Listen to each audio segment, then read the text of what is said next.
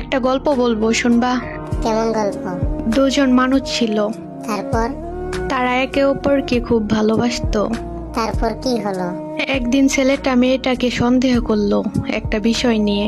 সন্দেহ কেন? অন্য এক ছেলের সাথে কথা বলেছিল তার জন্য। কথা তো বলতেই পারে, স্বাভাবিক বিষয়। তবে ছেলেটার সাথে কথা বলাটা একটু ভিন্ন রকমের মনে হয়েছিল তার কাছে। তারপর? তারপর ছেলেটা ওই ছেলেটার ব্যাপারে জিজ্ঞেস করতে গিয়ে একটু বেশি কথা বলে ফেলেছিল মেয়েটাকে। আর মেয়েটা কিছু বলেনি? মেয়েটা অনেক রাগ হয়ে গেছিল তার কথায়। রাগ কিন্তু ভালো না, তাই না?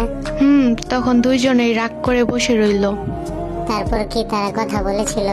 না, কিন্তু দুজনেই কথা বলতে চেয়েছিল, কিন্তু কেউ আগে এগিয়ে আসেনি। কেন?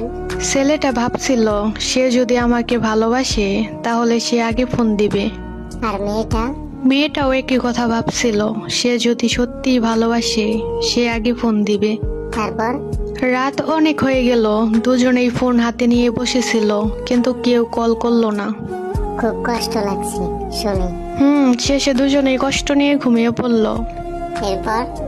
এরপর কেউ আর মেসেজ করেনি, কলও করেনি। দিন কেটে গেল, সময় কেটে গেল, শেষ পর্যন্ত জিতে গেল অভিমান, হেরে গেল ভালোবাসা। তাই একটা কথা বলি, হ্যাঁ বলো। সব সন্দেহ মানুষকে আগলে রাখে না, কিছু সন্দেহ শক্ত সম্পর্কেও ফাটল ধরায়। হ্যাঁ। তাই কারোর সাথে কথা বললে এমন ভাবে কারোর সাথে কথা বলো না যাতে তোমাকে সন্দেহ করতে হয়। আচ্ছা, ঠিক আছে।